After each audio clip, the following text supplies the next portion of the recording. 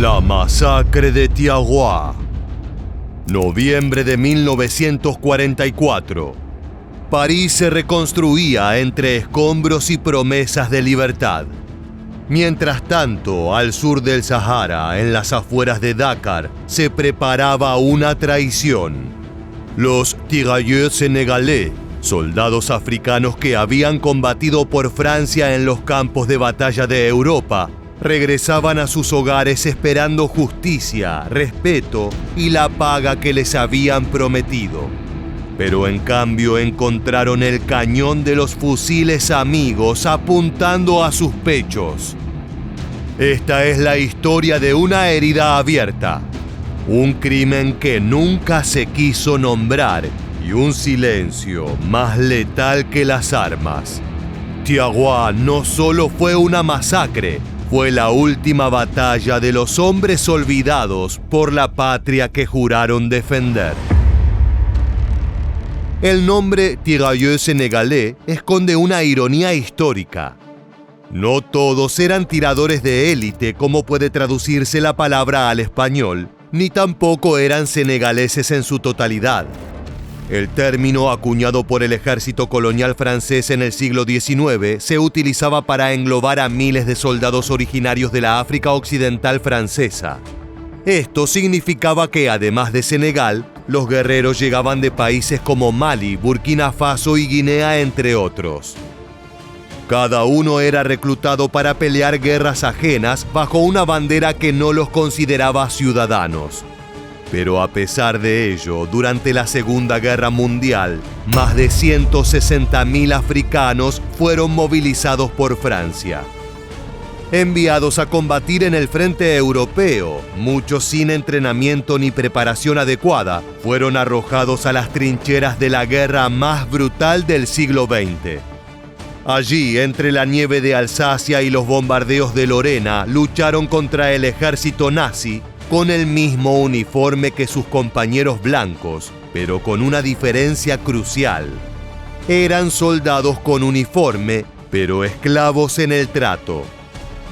En los campos de batalla, el enemigo no siempre fue Alemania.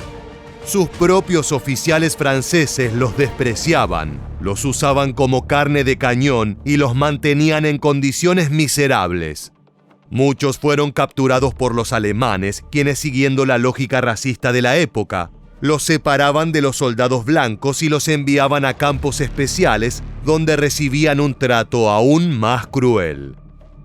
Cuando la guerra terminó y Francia celebró la liberación, los tirailleurs regresaron al continente africano. Esperaban honores, el pago de salarios atrasados y el reconocimiento prometido. Sin embargo, fueron recibidos por el mismo sistema colonial que los había explotado desde el principio. Combatieron por Francia, pero Francia no combatió por ellos. En lugar de una bienvenida, fueron aislados en campamentos como el de Tiaguá en las afueras de Dakar. Allí las promesas se evaporaron. Sus pensiones no fueron pagadas, sus reclamos fueron ignorados y el descontento creció en silencio. Comme tout soldat français, les tirailleurs réclament leur solde, leur salaire dans le jargon militaire. Mais rien ne leur est versé. Ces soldats africains ont profondément évolué, finalement n'ont plus vécu sous la discipline militaire française pendant 4 ans. L'armée au retour ne comprend pas. Et effectivement, cette évolution est perçue à la fois comme une menace pour l'ordre colonial, et donc ils sont aussi perçus comme une menace pour la souveraineté française, finalement, autour de Dakar. Con dignidad y orgullo, los soldados comenzaron una protesta pacífica. No levantaron las armas, sino sus voces. Exigieron lo mínimo, lo que se les debía por derecho, por sangre y por historia. Habían sido héroes en Europa, pero eran tratados como enemigos en casa. La tensión fue creciendo de a poco, hasta que el 1 de diciembre de 1944, la paciencia de los altos mandos franceses se agotó. No estaban dispuestos a negociar ni a cumplir con lo prometido, y consideraron la protesta pacífica de los tirailleurs senegalais como un acto de insubordinación militar. Para el poder colonial, exigir lo justo era un desafío intolerable. Por lo tanto, al amanecer, el campamento de Tiaguá fue rodeado por tropas francesas, armadas con fusiles, ametralladoras y vehículos blindados. En cuestión de horas, abrieron fuego contra los soldados africanos. No fue una batalla, sino una ejecución.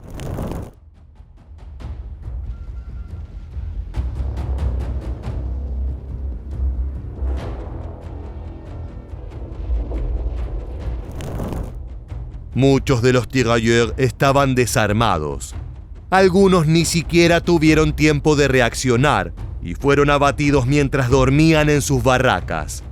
No hubo resistencia organizada, solo gritos, sangre y cuerpos cayendo en la tierra africana por orden de una patria que habían defendido con su vida.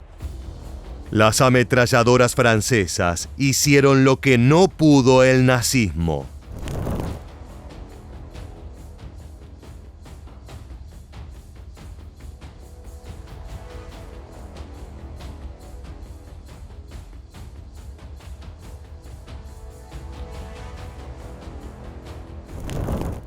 Luego de la ejecución, el ejército francés intentó controlar el relato desde el primer momento. Declaró que se trató de un motín sofocado, una acción defensiva necesaria para evitar que veteranos rebeldes causaran problemas o dañaran a personas inocentes. Eso fue lo que se plasmó en cada archivo sobre el hecho. Au rapport, les officiers disent avoir subi des menaces. Nous sommes restés revolver au poing face aux indigènes de plus en plus menaçants. 2 sections sont submergées et dans une situation critique. Selon ce rapport, 3 mutins tombent devant les baraques. L'opération se poursuit. Le capitaine Marcoux reçoit l'ordre de réduire les irréductibles de 4 baraques. Quand le calme revient sur le camp, 35 tirailleurs sont morts selon un des rapports de l'époque. Aquella fue la cifra oficial establecida: 35 muertos. Sin embargo, los testigos, sobrevivientes e historiadores coinciden en que la masacre fue mucho mayor. Algunos estiman entre 70 y 300 víctimas. De hecho, un dato que acrecienta la incertidumbre tiene que ver con el relato de un grupo de entre 300 y 400 tirailleurs que se negaron a subirse a un barco camino a casa luego de una parada en Casablanca, Marruecos. Les officiels, ils sont 1300 à débarquer à Dakar, donc il manque 400 hommes. Ces 400 hommes, ce n'est pas 400 hommes qui sont restés à Casablanca parce qu'ils n'ont pas voulu monter sur le bateau, ça c'est un mensonge. Ces 400 ou 300 à 400 hommes, c'est sans doute, très vraisemblablement, le nombre de victimes. Ils n'ont jamais été enterrés de façon au cimetière militaire de Tiaroy, ils sont dans des fosses communes, ils sont restés dans les fosses communes. Los cuerpos desaparecieron, enterrados en tumbas sin nombre, sin rastro, como si se pudiera tapar la vergüenza con tierra. Los pocos que sobrevivieron fueron encarcelados, estigmatizados, silenciados por décadas. Algunos nunca volvieron a hablar. Otros murieron antes de ver siquiera un intento de reparación. Tiaguá fue una advertencia disfrazada de castigo, un mensaje brutal. El colonialismo podía cambiar de escenario, pero no de esencia. Y no importaba la razón. Siempre existiría una excusa para actuar. Les tirailleurs sont présentés comme de mauvais évolués, à la mentalité dangereuse, des désaxés qui auraient été pervertis par la propagande allemande anti-française. Pour moi, ce qui conduit les autorités coloniales à massacrer ces tirailleurs, c'est un mélange de peur complètement irrationnelle, c'est un mélange de racisme exacerbé. Tras la masacre cayó el telón del silencio. Francia, la misma nación que había invocado los ideales de libertad, igualdad y fraternidad para resistir la ocupación nazi, se encargó de enterrar no solo los cuerpos, sino también la verdad. El crimen de Tiaguá fue negado, distorsionado, minimizado. Para los archivos oficiales fue apenas un incidente disciplinario. Para los sobrevivientes fue una condena perpetua al olvido. Se censuraron los testimonios, se controlaron los informes, se criminalizó a quienes vivieron para contarlo. El poder colonial sabía que un recuerdo puede ser más peligroso que un ejército. El olvido fue la última bala que dispararon. Durante décadas, los tirailleurs senegalés asesinados en Tiaguá no tuvieron nombre, tumba o justicia. El colonialismo no solo oprimía con fusiles, también borraba con tinta y burocracia. La impunidad se consolidó en el silencio, y ese silencio se convirtió en política de Estado. It breaks our hearts. Our brothers from so many nationalities fighting under one uniform for France were simply massacred. France until now hasn't responded to our demands. There's no mention of this massacre in French history books, and it certainly isn't taught in schools. This is a page of history we try to erase from collective memory. There is part racism and colonial mentality in this, where the African is still considered like a naive little child with no role to play in history. No fue sino hasta 2004, 60 años después, que Francia comenzó a desclasificar documentos relacionados con la masacre. La historia que había sido sepultada emergía lentamente, impulsada por académicos, activistas y descendientes. Y en 2012, en un gesto tardío pero simbólico, el entonces presidente François Hollande reconoció oficialmente la masacre de Tiaguá en una visita a Dakar. El crimen había sido negado, pero jamás pudo ser borrado. Hoy la masacre de Tiaguá no es un simple pie de página en los libros sobre la Segunda Guerra Mundial.